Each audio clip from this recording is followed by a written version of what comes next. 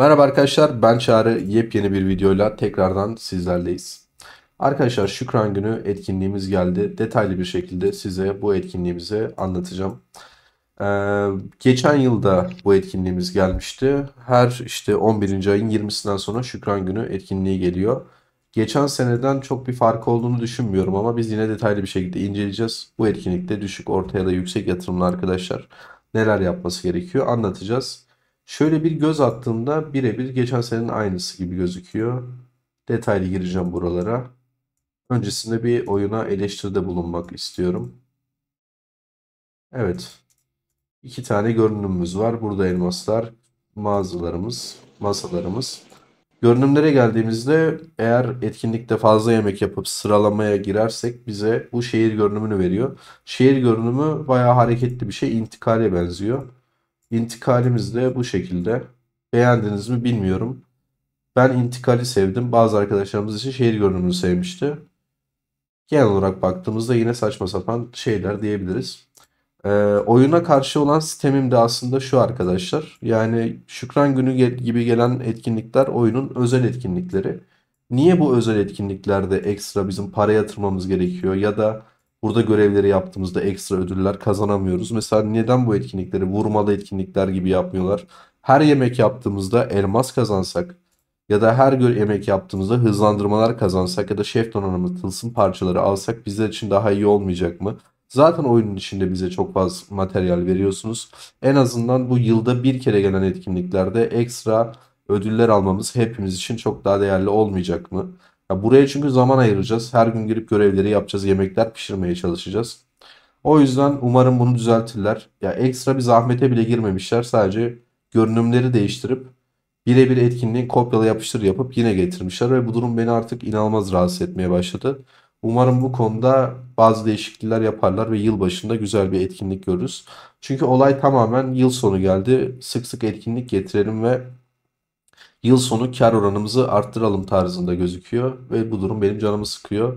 Ve canınızın sıktığını sizin de biliyorum. En azından sizin sesiniz olmak istedim. Umarım bu videoyu bazı kişiler izler de bir şeyler değişir. Şimdi etkinliğimize geldiğimizde arkadaşlar yine 6 tane yemeğimiz olduğunu çok net bir şekilde görüyoruz. Üstünde tik işareti olan yemekler acil yemekler anlamına geliyor. Normalde 40 puan verirken yemek pişirdiğinizde onlar artı 10 puan veriyor. Normal yemeklerde 40 puan veriyor. Bizim buradaki hedefimiz şu olmalı. Acil yemekleri günlerinde yapıp arkadaşlar buradaki 2500 kişisel yemek puanını alıp bırakmak. Çünkü her gün geliyor ve her gün yenileniyor bu. Bu etkinlik burada 7 gün boyunca sürecek. 7 gün boyunca bu sandığı almayı hepimiz isteriz. 7 gün boyunca bedava ödüllerden en azından faydalanabilelim diye. Burada malzeme isteklerimiz var. Farm hesaplarınızı falan kendi ittifakınıza alıp burada istediğiniz malzemeyi takas edebiliyorsunuz diye biliyorum. Ee, Şeyi değiştirebiliyorlar mıydı Uğur? Etkinlik sırasında farm hesaplarını getirip değiştirebiliyorlar mı? Bu konuda bilgin var mı? Tabii tabii istediğin gibi değişiklik yapabiliyorlardı ya. Eğer bu konuyla alakalı bir değişiklik getirmediyse oyun biz bunu yapabiliyorduk diye hatırlıyorum. Yanlışsa da yorumlarda belirtin arkadaşlar hata yapmasınlar. Dediğim gibi çok fazla yemek yaparsanız sıralamaya girerseniz ve ilk onda tamamlarsanız kalıcı şehir görünümü alıyorsunuz. Düşük yatırımlı ya da orta yatırımlı oyuncuların bu etkinliği kazanabileceğini pek düşünmüyorum. Bu arada biraz rahatsızım sesim o yüzden kötü arkadaşlar kusura bakmayın. İttifak sıralamasına girerseniz birinci olan ittifak ziyafet salonundan en güçlü masayı açabiliyor ve bu etkinliğin son gününde aktif oluyor ve buradan ödüller dağıtılıyor. Hiç para yatırmayan ya da düşük yatırım oyuncular için gerçekten bunun gelmesi bence güzel. İçinden çok güzel malzemeler çıkıyor. Özellikle sunucunuzda çok fazla para yatıran oyuncular buradan paketler alırsa hiçbir şey yapmadan güzel ödüller alabiliyorsunuz. Diğer masalarda daha az ödüller dağıtıyor ama onlar da iyidir. Ee, Burada benim bildiğim kadarıyla etkinlikte de kurallarında yazıyordur. Son gün yani 7. günü herhangi bir acil yemek olmayacak. 6 tane yemek de sıradan yemeğe dönüşecek. Hani şey gibi bir taktik izlerseniz bu konuda hata yaparsınız. Her şeyimi biriktireyim. Son gün gelen acil yemekleri sadece pişireyim derseniz o zaman hata yapmış olursunuz. 7. güne son 23 saate girdiği anda buradaki tüm yemekler sıradanlaşacak. Bilginiz olsun arkadaşlar. Şurada yazıyor zaten günlük spesiyeller bitime bir gün kalana kadar güncellenir diyor. Son bir gün şey olmayacaktır. Acil ve spesiyel yemeğiniz olmayacaktır arkadaşlar. Bu kısımla Yani alakalı her şeyi anlattık herhalde. Evet Uğur. Eğer görünümü almayı hedefleyen biri varsa da son gün gerekirse o 2500'ü tamamlamasın. Çok önemli değil. Acilleri her gün versin. Evet. Altıncı günde hiçbir şey bırakmasın. Tamam. Güzel. İkinci kısma geldiğimizde ise burada yine bu paketi 250 liraya aldığımızda tabii değişiyor. Ateş kristali ve parçalar veriyor. Ben bu paketi çok tavsiye etmiyorum.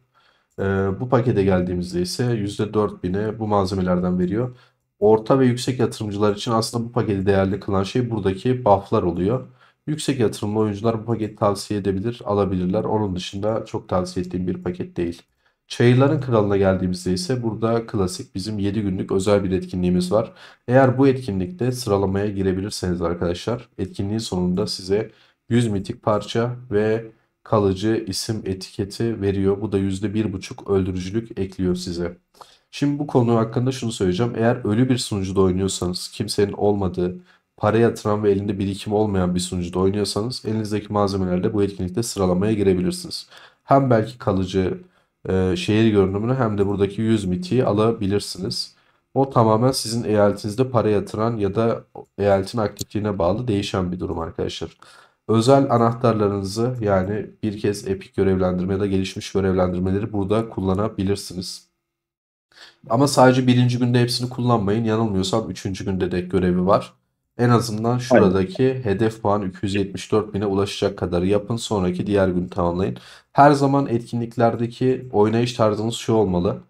Ya bir etkinlikte birinci olun arkadaşlar ya da ilk 7 gün boyunca görevler neyse hedef puanları şuradaki hedef puanların verdiği ödüllerden faydalanmaya çalışın. Onun dışında gidip bu etkinlikte örnek veriyorum.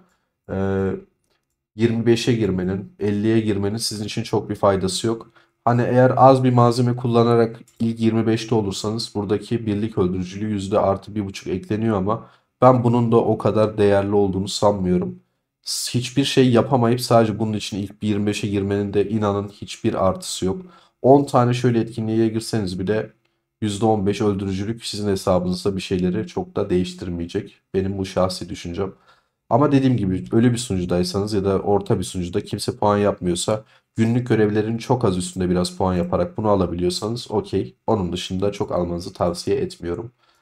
Ee, Bereketli Senfoni'ye geliyorum. Bu arada bu etkinliklerde de bu 3, 4, 5. günlerde subay ve silahlanmalıyla falan eşdeğer şeylerde belki burada da sıralama yapıp hem buradan elmas hem de subay ve silahlanmalardan da elmas kazanabilirsiniz. Bu tarz uzun süreli etkinliklerde her zaman yan taraflarda farklı etkinliklerle çakışabilir. Böyle durumlarda bundan faydalanmaya çalışın arkadaşlar. Şimdi bereketli senfoniye geçebiliriz. Burada yine bir puzzle'ımız var bizim. Buradaki görevleri tamamladığınızda size ödüller veriyor. Burada diyor ki 250 liralık bir paket alırsanız diyor bu puzzle'ı açabilirsiniz diyor. Eğer haftalık paket falan satın alıyorsanız arkadaşlar mesela haftalık avantaj kartı alıyorsanız bu pakette buna dahil arkadaşlar. Daha önce mesela burada bunu aldınız ve şu an elinizde yok diyelim. O zaman mesela buradan da haftalık aylık kartlara geldiniz. Diyelim ki buradan haftalık donanım kartı alıyorsunuz. Bunu alabilirsiniz. Aldıysanız bir kere daha alabiliyorsunuz ve bu etkinlikte sayılıyor arkadaşlar. Bilginiz olsun. Hani paket almak isteyen arkadaşlar bu kartı da alacaksanız iki etkinlikte birlikte kullanabilirsiniz. Bu kısmı da atlıyoruz. Doldurma avantajlarında 30.000 doldurma yaparsanız buradaki intikali alıyorsunuz zaten. Evet, gurme görevi. Elmas harcadığınızda size mevcut malzemelerden, çantalardan verecek arkadaşlar. Daha fazla yemek yapabilirsiniz. Hızlandırma kullanarak yine size çanta verecek. Şunu alttaki ikisini tamamlayın bence. Kaynak toplama 300'ü zaten rahat tamamlarsınız. Hayvanları yine de etkinlikteki gününe göre hayvanları yenme gününde şunu 700'e tamamlayabilirler mi bilmiyorum ama elinizden geldiğince hayvanda kesin elinizdeki enerjilerle. Ben genelde enerjileri şeyde kullanma taraftarıyım yine. Eğer yetmiyorsa vurmalı etkinliklerde kullanma taraftarıyım. Çünkü kullandığınızda karşında elmas artı hızlandırma alıyorsunuz. Ama burada sadece yemek yapma malzemesi alacaksınız. Kullanabildiğiniz kadar kullanın diyeyim. Herhalde bu yeterli olacaktır. Ve mesela VIP basacaksınız ya da petlerinize elmas harcayacaksınız. Vurmalı etkinlik bekleyemiyorsunuz. Hani ne zaman geleceği belli değil çünkü. Normal bir zamanda kullanmaktansa bu etkinlikte elmas harcama gününde kullanarak VIP'inizi yükseltip ya da pet malzemeleri satın alabilirsiniz. Ama dediğim gibi ben öyle bir durumda olsam kesinlikle elmaslarımı vurmalı bir etkinlik için saklardım. Son günümüze yani Şükran gününe geldiğimizde biraz önce size bahsettiğim şey aslında ziyafet salonu eğer birinci sırada ittifak bitirirse bu masaları atıyor. 2 ve 3'te bitirirse bu masaları atıyor. Zaten çok aşırı anlatılacak ya da önemli bir taktik olan bir şey olmadığı için bu kısmı geçiyorum. Son gün zaten ittifakınızın belirlediği bir saatte oyunda çevirmiş olup atılan masalara tıklayıp topla demeniz yeterli olacaktır. Herhangi kimseyle yarışa falan girmeyeceksiniz. O konuda çok rahat olabilirsiniz arkadaşlar. Tüm ödüllerden ücretsiz bir şekilde herkes faydalanacak. Şimdi burada oyunun bize getirdiği paketlere bakalım. İlk paketimiz çok şükür oyun bize ücretsiz veriyor. Hemen tıklayıp alalım.